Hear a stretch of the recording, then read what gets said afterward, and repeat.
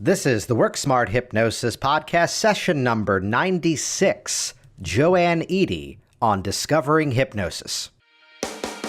Welcome to the Work Smart Hypnosis podcast with Jason Linett, your professional resource for hypnosis training and outstanding business success. Here's your host, Jason Linett. How was it that you first discovered hypnosis? You know, it's really interesting is that there's so many of us that it was some kind of experience where we went through some sort of change process and hypnosis was a part of that. That's a theme that's popped up several times here in this series. And you're about to interact with Joanne Eadie out of Canada. And that's very much her story of working with a practitioner, specifically first with EFT. And by way of learning that, then discovering hypnosis, and then now putting it all together. And it's how we're going to hit on some great themes inside of this conversation, whether it's being in the moment with your client, how to experience the process with them, how to tap into that imaginative, creative mind of your own and let the process work itself rather than having to consciously, logically muscle your way through it. And what are those elements that need to be in place for the client to sufficiently feel the hypnotic experience, have the expectations, and then just really go through the experience and achieve the desired result. You know, it's where inside of this Work Smart Hypnosis podcast series, it's all about capturing these conversations of just two people talking about what they do. How do you approach hypnosis? What do you want that client's experience to be? And it's how, as we talk about other hypnosis conventions, she mentions the NGH convention. She mentions her own Canadian Hypnosis Conference, which is coming up in October 2017. And proud to announce I've been invited to be a featured speaker at that event as well. But again, this experience of rubbing shoulders with people whose names you already know, to use one of my favorite pieces of phrasing, to get the experience of what it's like to train with somebody before you train with that person, or the experience of continuing a conversation that you've already been having with that individual, yet the difference is now you're there live. As wonderful as the online interaction can be, how much wonderful it also is to be there for that hands-on practice, for that in-the-room demonstration experience, and the hands-on learning as well. So let's jump right in. This is session number 96, Joanne Eadie on Discovering Hypnosis. Right. Well, I started with emotional freedom technique. I had a terrible argument with my husband. I've been married 51 years now. This is way back when, and we just had this bad argument, and 3 weeks later, I was still mad. So I looked up some different things, and I actually went for a personal session of emotional freedom technique. And I walked out of there, oh my gosh, I just couldn't believe it. So I learned that, and I, took more levels and read it and did all sorts of things. And then pretty soon I was seeing clients. Now, it just seems like that all happened, but going back, my entire life, people have told me secrets. They'll come out with very personal stuff. And when I was young, I didn't even know what to do with some of the information they would tell me, it wasn't surprising that after raising 5 kids, I, was looking for what's the next step in my life. And it just sort of all unfolded that way. So I thought I would always be a diehard EFTer, and it just was such a wonderful technique. And then I saw Marilyn Gordon, a hypnotist from California, who mixed the two together, and it was just like magic. So I ended up taking my hypnosis from Georgina Cannon in Canada, and then I just kept going on, with levels of hypnosis. I always thought, though, that EFT would always be the number one, but somewhere along the line that flipped. So, and hypnosis, the magic of hypnosis is, it's no wonder it took over. I love it. I love it. There's an interesting side note inside of that inside of a hypnosis training, sometimes we'd get onto the discussion of whether or not you can get somebody to tell secrets in hypnosis or not. And my response is kind of a clever one that, well, we could argue back and forth of all these hypotheticals, but what really gets down to it, in my experience, people just kind of walk into the session and tell you their things right away. The number of times over the years where they walk in and say, hey, I don't know if this is going to be helpful, but, and now they're launching into a story that you might be one of few people that have heard before. What would you say, if we had to, not to say the intention is to teach the brand new hypnotist how to get the client to open up, yet if you had to unpack that experience, what would you say is it about even just you and your personality that's been a tendency inside of it? Well, I don't know why that happened from childhood and whatnot, but I do know that when I began to practice with hypnosis, etc., I believe the hypnotist goes into trance, and I think a lot of hypnotists believe that. And I think our gifts open up. I think whatever we're good at, I think it just expands that as well. And I remember one session that I was doing where I asked them to describe something, and I already could see it. In my mind's eye, I just already could see it. And then it was a past life regression, and I was asking them to explain what was on their feet and what they were wearing, etc. And I could picture it all, and it was absolutely what I saw. It was what they answered. So I kind of wondered about that, and I think it just, your intuitive gifts open up as you work with people. If you just listen, it happens. Absolutely. I always say I have a little group of angels who put things into my mind. And they're very, very accurate, because I always check, I always say, I'm kind of ... the impression that ... And I'll say, is that, you can tell me if that's not so. It won't hurt my feelings. And they always go, no, that's exactly it. And so I've even had one client ask me if I could read her mind. I said, sure, that I couldn't.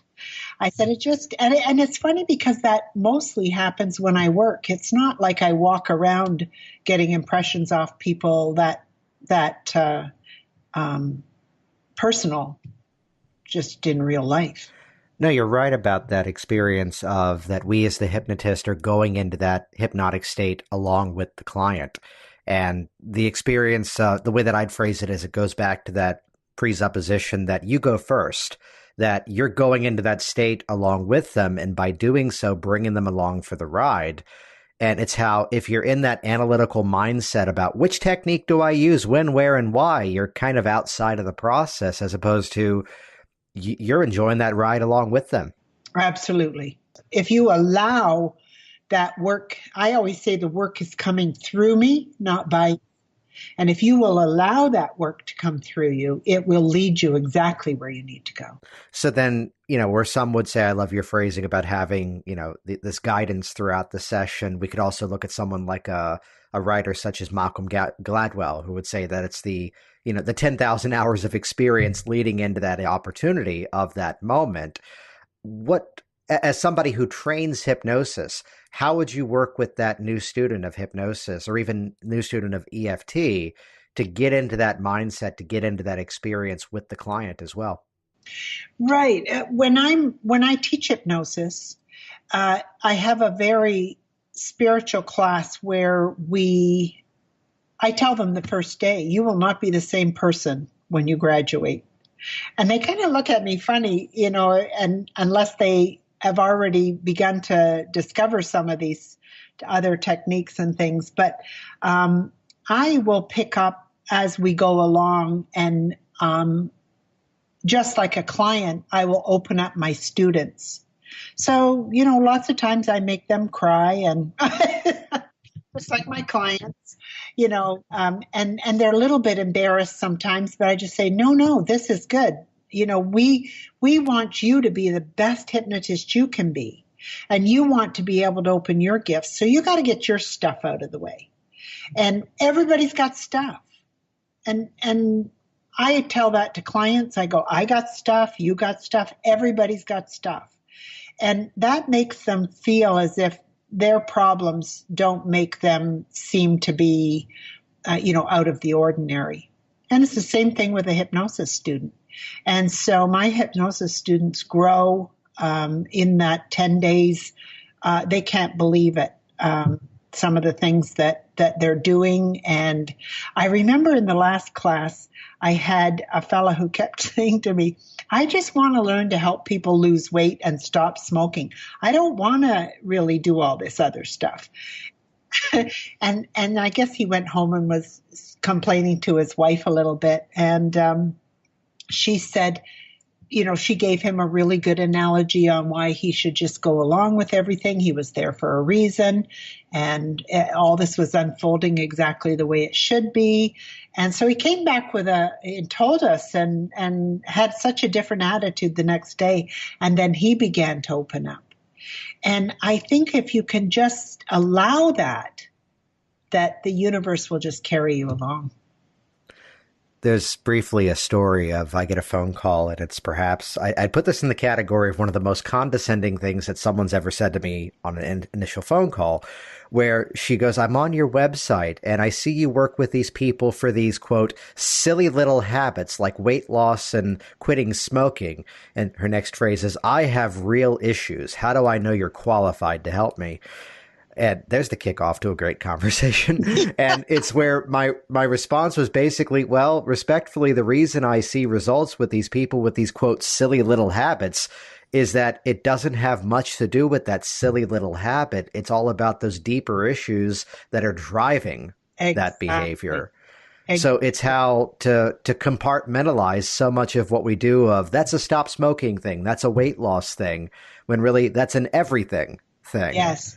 That you've got to work on the individual. Absolutely. And when I started, practicing hypnosis, why I thought the EFT would always be in the foreground more than hypnosis was because I had already been working with people on their emotional issues. And so I was a little bit of that snob too, saying, I don't really want to do weight and smoking. I've already been working with sexual abuse and childhood issues and all these things. And that's what I want to do. But guess what? When you're working with weight and smoking, that's exactly what it leads back to a lot of the times. Or if it doesn't, if they do just want to quit smoking, then they want to come after to get rid of all their other stuff. Or there's so many experiences too, where they get the result in that one thing. And now there's, I call them the positive side effects of, here's a woman I worked with a while ago that she comes in, I think it's our third appointment, and her line is, yeah, the scale says I'm down another 5 pounds, but I have been so productive this week. Let's do more of that.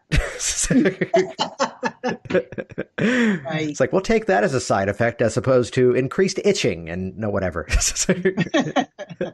But, for someone who didn't want to work with weight, I now, it's the bulk of my practice, weight and smoking. I love it, love it, love it. And I think maybe when you say you don't want to work with it, you're sort of feeling a little bit insecure that you really don't know whether you can get the results you want. I think you're absolutely right on that. Mm-hmm. So once you take some training, and that, I still go to many, many conventions, conferences, every one there is almost. And the reason I do is because you never stop learning. And when I go to there's a lot of classes I sit in on that I'm just hearing a repeat, which is a good thing. But then I always seem to pick up a little nugget that I didn't know before, and I go, oh my gosh, that's gold. I'm using that. Or a new way of phrasing something, or, just even a flip on an old induction, I think that your training never ends. It's that experience of, again, I think Ron Esslinger, when he was on here, the comment was going to conventions to remind myself how much I don't know. Yeah. No, but you're right about that experience where we can look at, here could be an entire 3 or 4 day training. Here could be an entire 3 day convention, and we go out for the pre, we go out for the post, and we're in town for a full week. Yet the value that just one simple nugget, one simple piece of knowledge inside of the session can just really pay off and suddenly make everything so much better. Mm-hmm. That I share an example. I'm highly critical of when we take something like the Dave Ellman induction, and the more that I sand it back down to the original, the more it works for me. And suddenly here's a student who chimed in with 2 extra words where you've done the floppy arm drop, and here's the moment of where you would typically say, we now have all the physical relaxation we need. We can help you to relax mentally. And he goes, well, how do you know? What if you said we have all the physical relaxation we're going to need for now? And I heard that and went, oh my God, I'm putting that in the content right away. I'm using that tomorrow. Because it's just that little bit of a nuance that suddenly, well, that widens that reach of that session, of that technique to make it now even more effective. Right. And I have a talk that I do at a lot of different conventions. I have 21 different deepeners. And I usually do a demo where I bring someone up. I ask for someone who thinks that they're very difficult to hypnotize. Now, these are hypnotists, but they know themselves that they don't go very deep into hypnosis. So those are the ones I want. So usually someone volunteers and up they come. And I just do deepener after deepener after deepener after deepener. Yeah. But I start with Dr. Flowers, which is what we learned in our basic, right? Right. And I remember when I took my certified instructor course that, of course, we went back to Dr. Flowers and knowing that we needed to teach that to our students. And I had, gone on to other inductions. And as I studied it again, I went, why did I ever stop using this? This is wonderful. Yeah. And it works with 95% of the people. And so when I did this deepener class, I used Dr. Flowers because it works on almost everybody. And there's very few people that can resist Dr. Flowers. And so then someone said to me, I've never heard that induction before. Where did you get that? And they weren't NGH trained. So, I started doing a talk on why Dr. Flowers. And you can do a whole talk and a demo just on why you should use that induction and not forget about it. Which brings back one of my favorite phrases, that one of the best ways to hide something is to publish it. Let's go into that moment, though, that and it's something I run into at a lot of meetups, at a lot of conventions, the hypnotist who is holding on to the idea that they're hard to hypnotize, that they don't go deep. What's your opinion on that? Well, we go back to the phrase we learned, everybody can be hypnotized who wants to be. And that is the whole purpose of that deepener class, is that someone who thinks that they can't go very deeply just hasn't had someone use a lot of deepeners on them to get them to that state. Because each and every time I've done that talk, that person has gone very, very, very deep into hypnosis, and they just loved the experience. And every convincer that I built in works. Like I'll tell them that, when you emerge, you'll see that I have a red pen, and you're going to ask me if you can have it. So when they come out, I'm not sticking the pen in their face or anything. It's just sitting in my hand, and they're really telling their story. And then all of a sudden they'll say, "Can I have that pen?" So, that just proves to the people watching the demo that they actually did achieve what they're talking about. So your take on that, just to unpack that, it comes back to the technique. Does it also come back to the expectation of the practitioner as well when they're saying, I don't go well into hypnosis, I don't go deep into hypnosis? I'm as puzzled as you as to I'm not in some ways. I remember doing a class on a 2-day class on the virtual gastric band. And so it doesn't matter what I'm teaching. I always put everybody into hypnosis at the end of the day, to just reinforce and,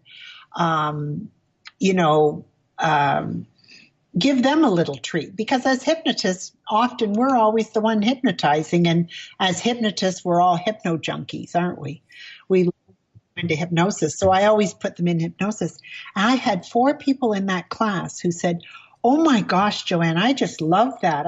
I've never been hypnotized." I go, "Well, how did you take your training?" And they went, "Online." They took their whole training online. And so they were never hypnotized. It's getting that actual experience. It's where as much as, even as much as I do online these days, it's getting that actual in the room, in the experience feedback that you've probably had the same experience, that you're in the middle of a course and here's someone who maybe has already had some experience, some training, and now they're commenting, "Oh, wow, I actually felt hypnotized in that moment." Yes.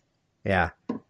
So let's bring it back to working with our clients. What types of strategies, what types of approach are you bringing into your process to make sure that client is having that experience with you? I'm ever vigilant that they're deep enough that I can have the work be really, really effective. Yes. And we know that they come in and out, they go up and down. It's just, that line goes up and down. And you just have to be really vigilant in watching your client, and you can see exactly when they start coming up a little bit and going back down a little bit. And so if you feel that,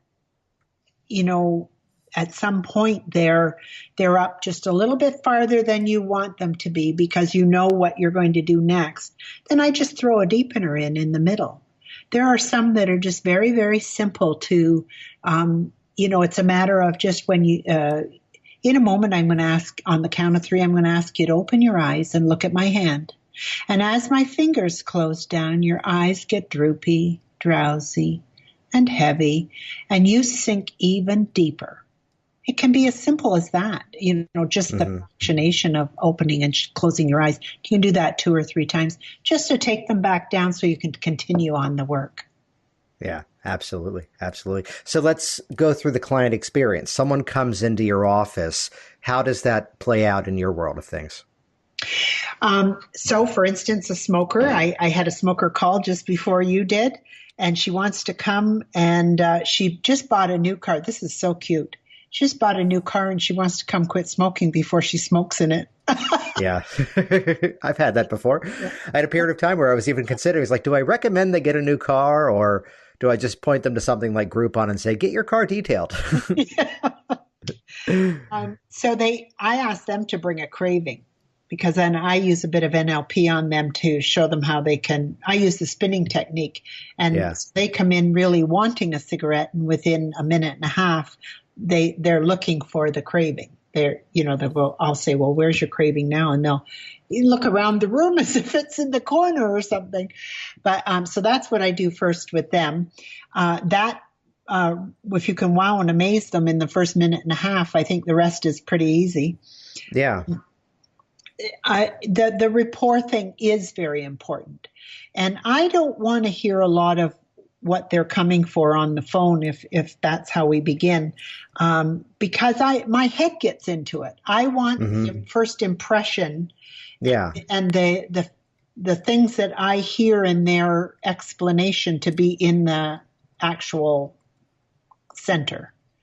So, but if they do want to talk on the phone, of course, we do what the client wants, so we listen. And I learned that from Georgina Cannon, because I can remember. I just don't know what it was about, but saying to her, well, yes, but why wouldn't I do this? And she'd go, because that's not what the client wants. Yeah. So then we do the intake and the things like that.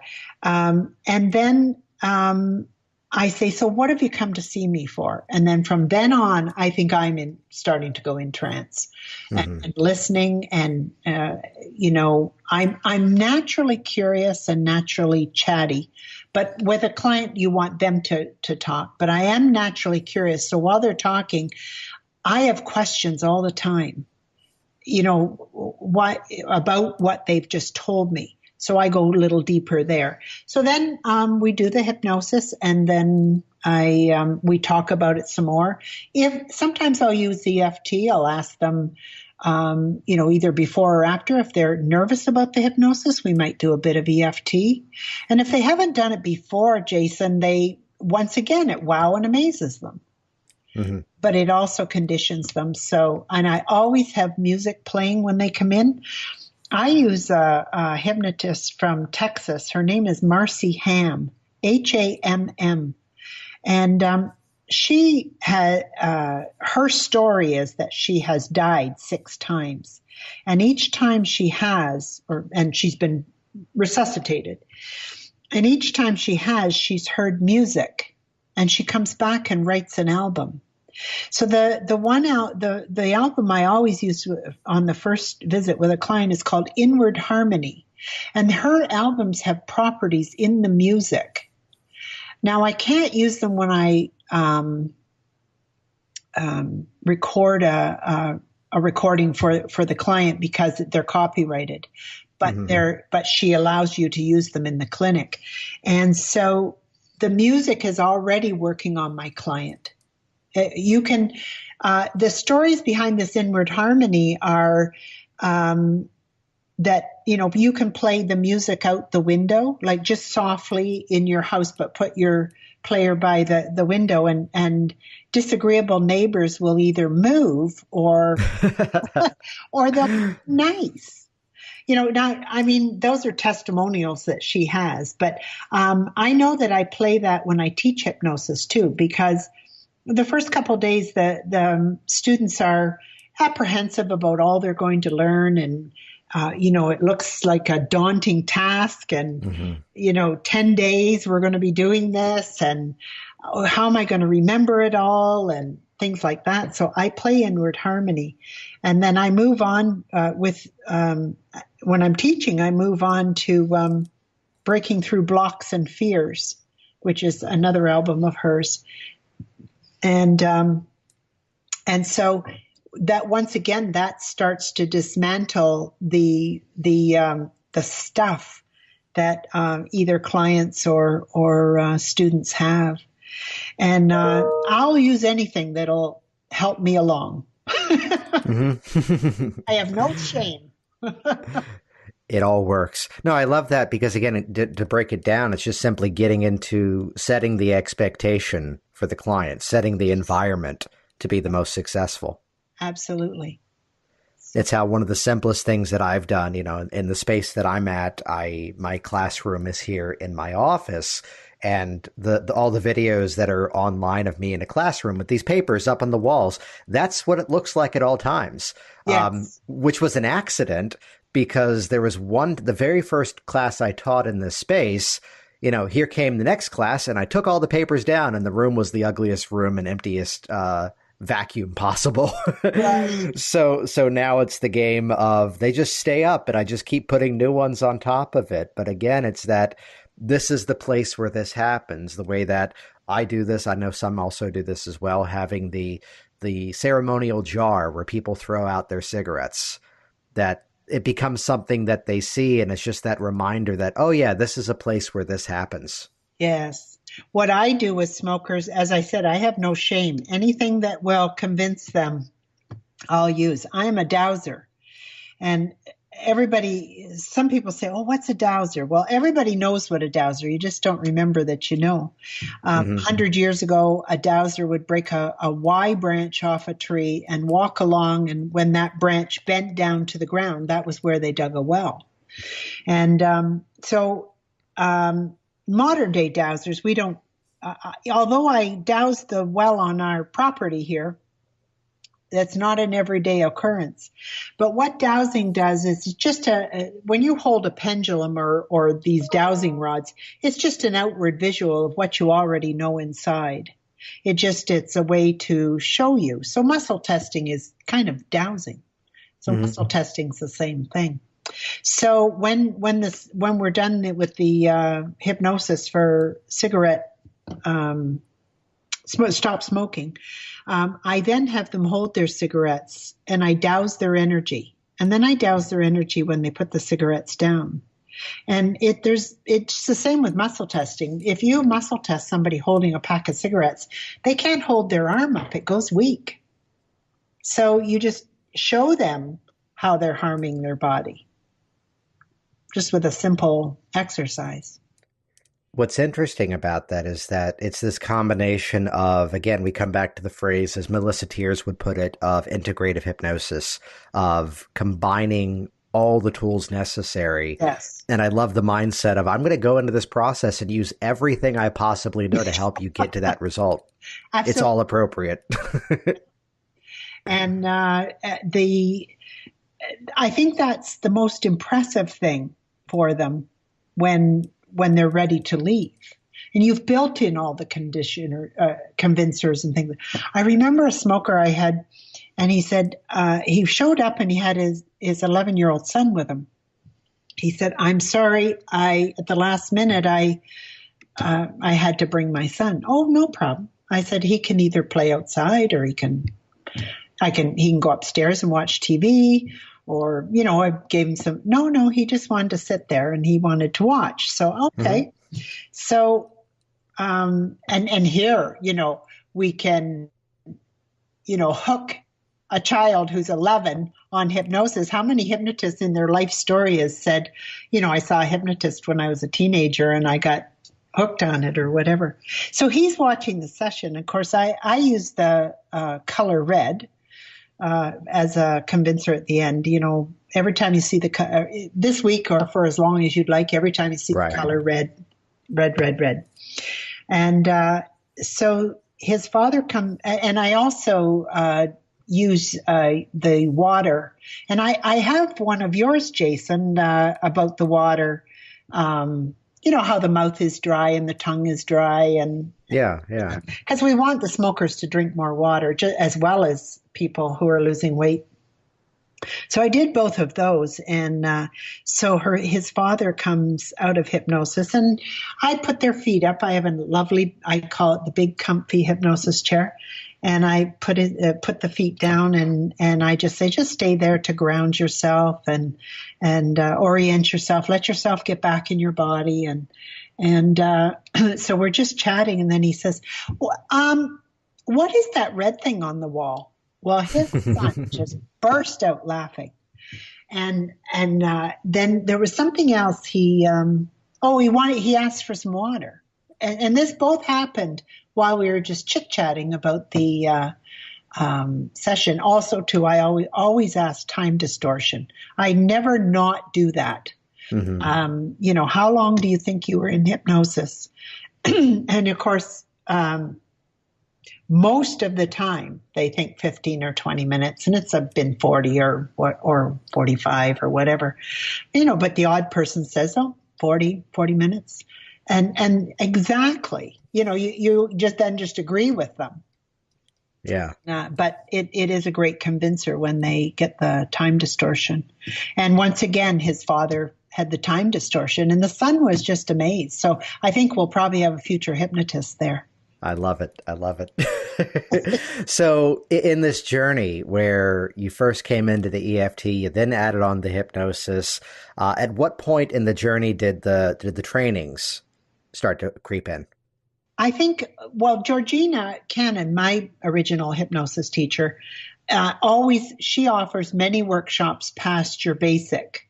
And then she also teaches a CI course and she teaches a master course. And, so I was constantly taking workshops and she would bring people up into Toronto and, email us. And so I started I'm about an hour from Toronto. So started the workshops that way. And then, of course, the NGH convention, because I was trained in NGH. So I started going to that convention and then moved on from there. So I began the Canadian Hypnosis Convention because I realized most of my training had been after, a while, I started traveling into the States to get more. I took Cal Banyan's class. Oh, I just can't think of all the times I traveled to the States Yes. to do workshops, weekend I'm workshops as jumping well. ahead of you because there's a story of like 5, 6 years ago that I started a hypnosis meetup group. Why? Because all the other ones were great. I just didn't want to drive there. Yeah, right, right. Yeah. So I thought, well, I'm always going out of Southern Ontario. Maybe there's a need here for hypnotists in Southern Ontario. So I began the Canadian Hypnosis Conference, and it's held annually in October. So we are very blessed this year to have a featured speaker called Jason Lynette. Haven't heard of the guy. We have a couple of featured speakers come in, and because that's my fault. I can't decide on a keynote. No, I just like to have a couple of speakers that people in Southern Ontario can get to know on that weekend. Outstanding. How many years have you been running that so far? Well, we're going into our 5th year. In October, it'll be 5 years. So it hasn't grown huge yet, but it's on its way. And all the ingredients are there, and everybody has a wonderful time. So that takes us to why we go to conferences and conventions. It is, why can't we just do it all online and not drive? There's something about that. I guess you and I talked about that, the conversation in the hall. Yes. Where you just gravitate towards someone and you end up having lunch together or having a drink together in the bar after a long day, or you end up in the same classes or whatever. And then you just start conversations and it's just like we've been talking. What do you do with this? Or how did you get started in hypnosis? Or where's your practice? And there is something about that, because I don't know about your wife, Jason, but my husband, his eyes glaze over when I start talking hypnosis. Yep. And to quote Scott Sandlin, I think that's also a part of the reason why our relationship is going well. That's right. That's right. And yes, they listen politely. Not that you talk about your clients or anything, but, you might say, oh, I've just found this new technique. And, they don't want to hear all the little ins and outs, but another hypnotist does. Right. And that's the reason we want to do the networking and come together and experience it together. Well, I'd share one of the first experiences I had going to nearly any convention was that experience that there were people who I was going out of my way to go, oh, he's going to be there. She's going to be there. I got to meet this person. I want to interact with them in person. And to get that nuance of that training, whether it was sitting in a workshop or the conversation at the side of the bar or somewhere in the hallway. But at the same time, the number of times where suddenly I was sitting next to this person at a workshop, and it was that nice reminder that, oh, they're here to learn too. They're here on this journey as well. And I always go back to the metaphor of think of your favorite singer, your favorite actor, and compare, the first thing that they ever did to what they're doing now.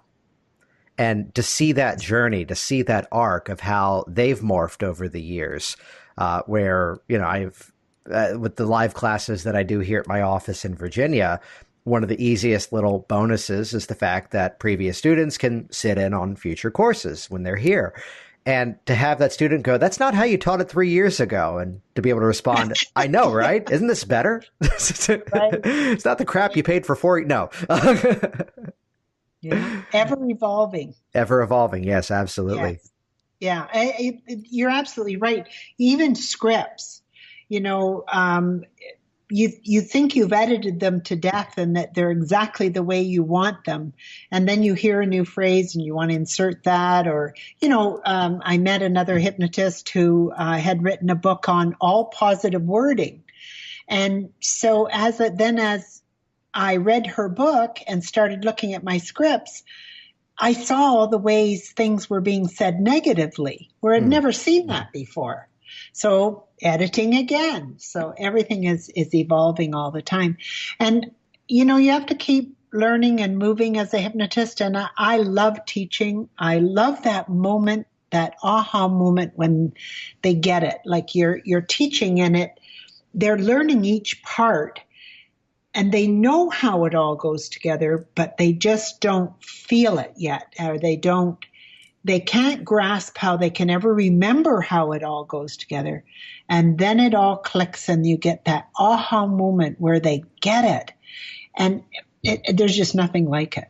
Is there, Jason? You teach as well. Yeah, absolutely. And especially that moment where they have, as I like to say, they have all of the components, yet the question is, how do I mix this all together? How do I put this together?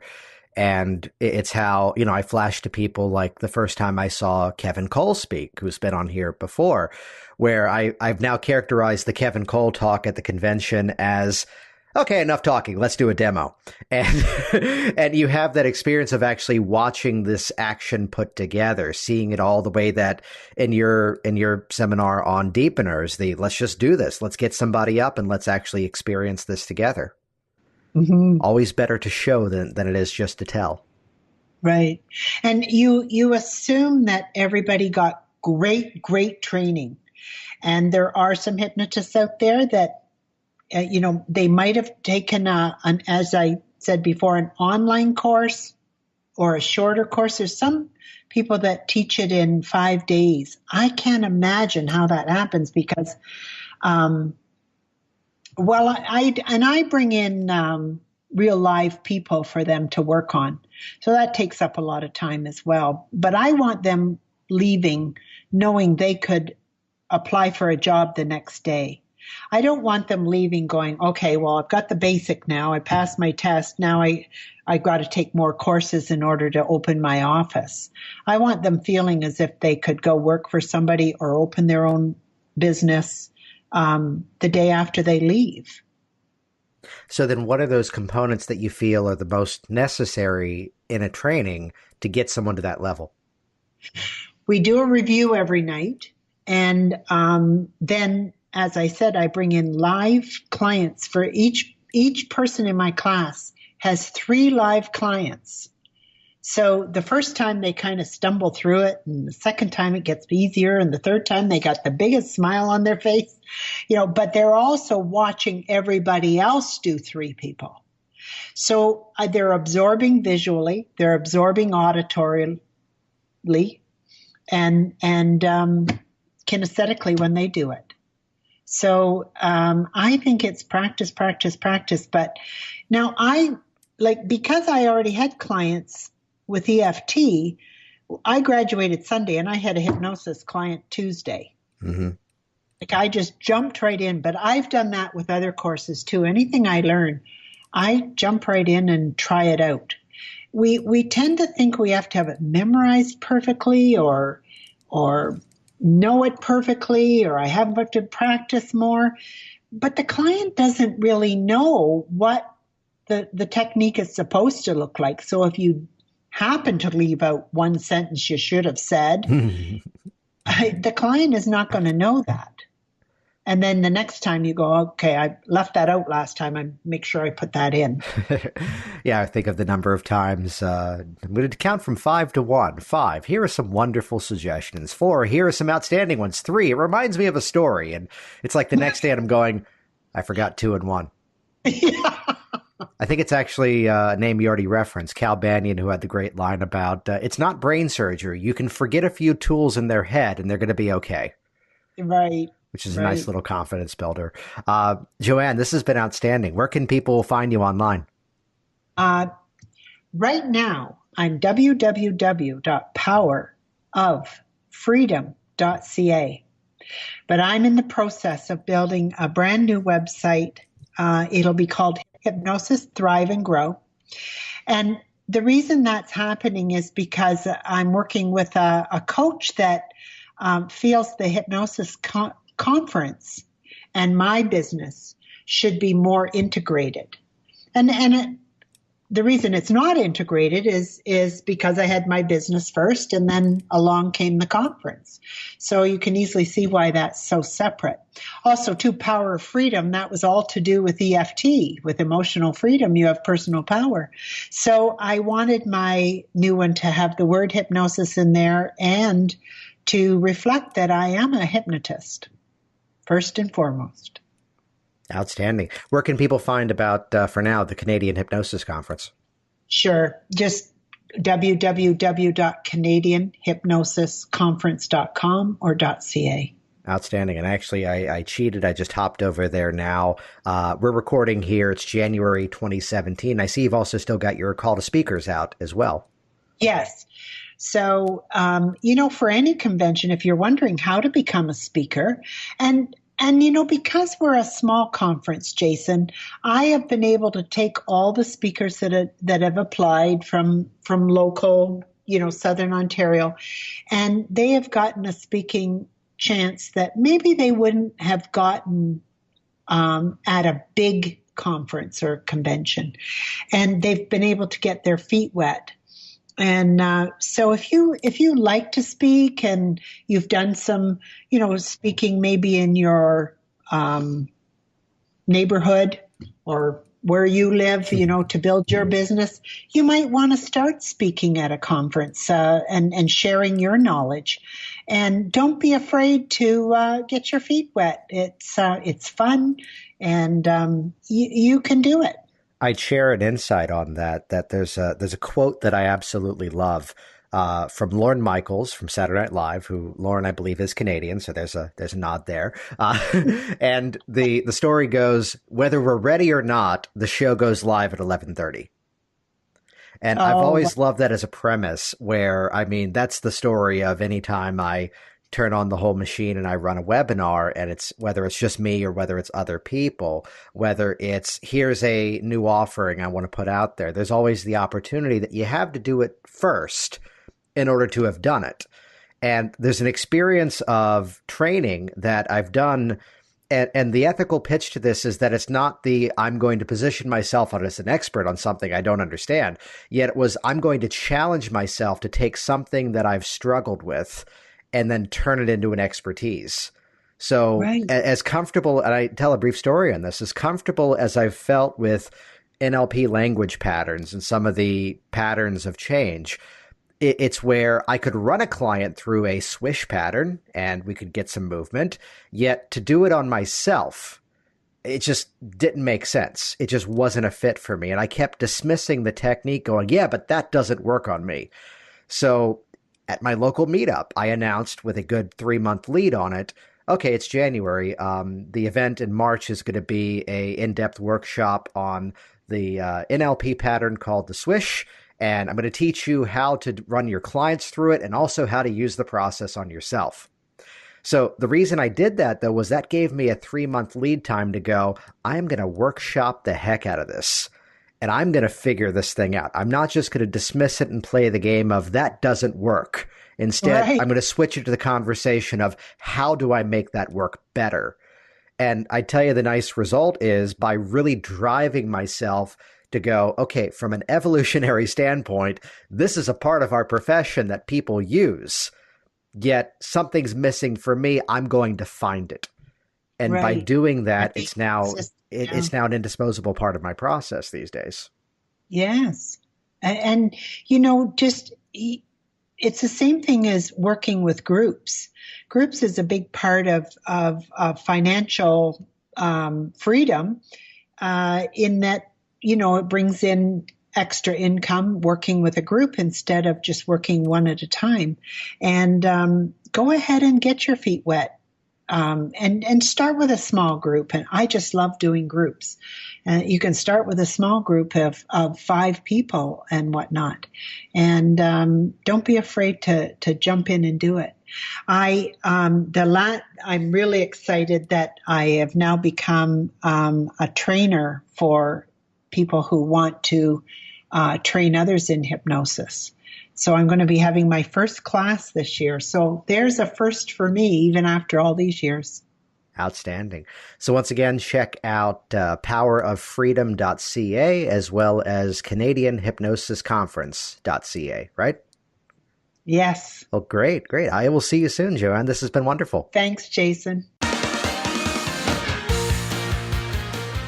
Jason Linett here once again, and as always, thank you so much for interacting with this program, and thank you so much for interacting in this hypnosis profession. You know, the story goes that years ago, when I first transitioned and I went full-time in hypnosis, I was a little shocked that my local hypnosis community was not very positive. And not positive as in they were encouraging, yet there was a very negative point of view in terms of the business of the process. I was hearing statements like, it's going to be very slow your first year. No one's going to send you referrals as a new hypnotist. Maybe you shouldn't have quit your day job that quickly. And needless to say, within the first month, I had a packed office. And a few months later, I was back there at some of those hypnosis meetup groups, teaching workshops on how to effectively run your business. And this is all snowballed and morphed over the years, and now takes the shape of Hypnotic Business Systems. Hypnotic Business Systems is Netflix for your hypnosis business. It's a streaming, on-demand, high-definition library of lecture videos, interactive step-by-step tutorials, plus some outstanding done-for-you marketing materials that you can fold into your business right away. I'll tell you that over the years, I've dropped tens of thousands of dollars going to marketing conventions. I've wasted so much money doing the crap that just didn't work and learning the lesson in the hard way. And Hypnotic Business Systems is about expediting your learning curve to give you the right strategies to jump in right away. And you're able to get started for just $47. That's right. Get started for just $47. So to learn more, head over to hypnoticbusinesssystems.com. Check out the information and join us today. hypnoticbusinesssystems.com. Thanks for listening to the Work Smart Hypnosis podcast at WorkSmartHypnosis.com. Hey, it's Jason Linett here, and I want you to be the first to know as we put up and share new videos and new hypnosis resources in the future. So do this right now. Click the button on this page that says subscribe, and you will be the first to find out as we upload new videos. See you soon.